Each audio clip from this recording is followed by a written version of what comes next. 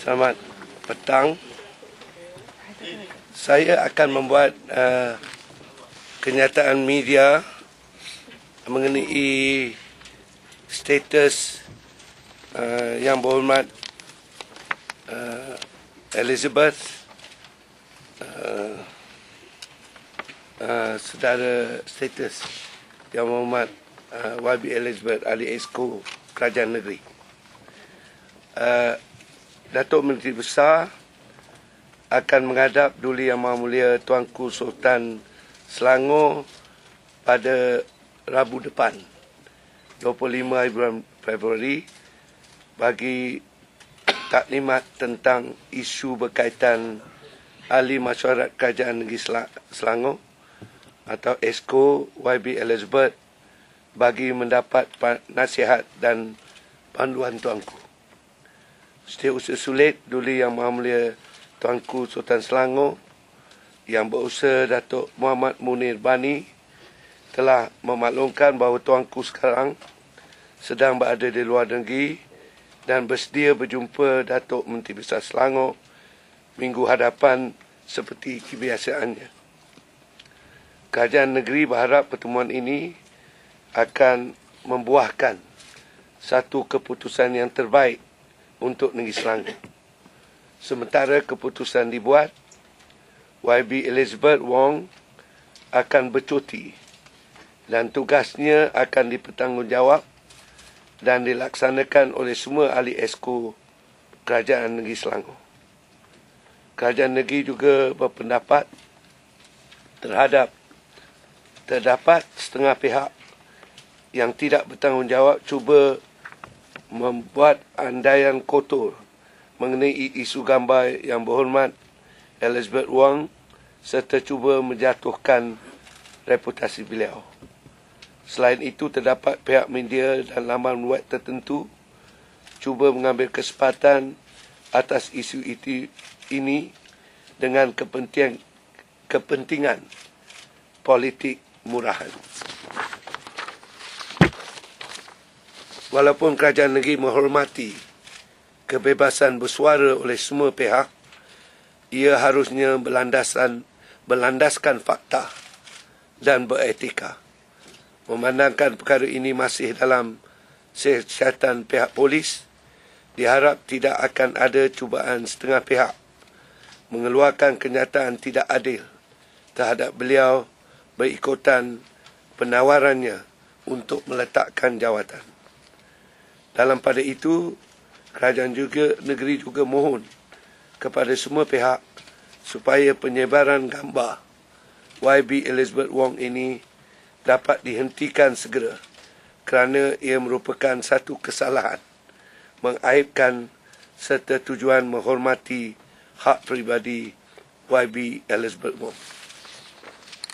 With regard to the state first, I think on the state matter, we have not heard from YB Ellie since my discussion with her the previous night, and I have made the decision to suggest to her to take leave and inform her whatever her decision. It is the duty of the state to consider it, and among the consideration before we make the final decision is to seek audience with the Sultan and then have discussion on the matter. And this, I think any major decision on this will be done after the meeting with the Sultan. I think it's on the 25th of February.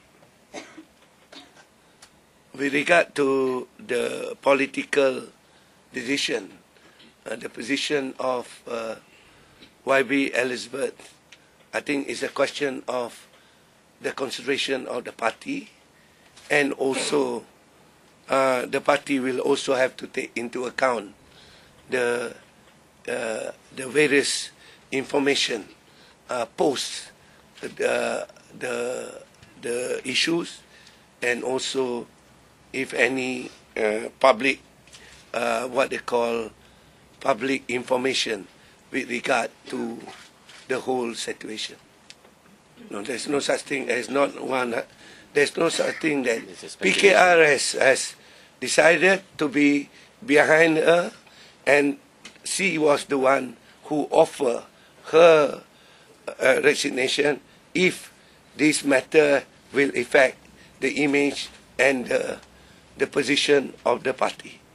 This is because she said she is very concerned about the use of her position and effect of her with regard to the coming election, which is by-election in these two areas. And she thought by shifting her from that position, and then nobody in other parties can make use of the situation.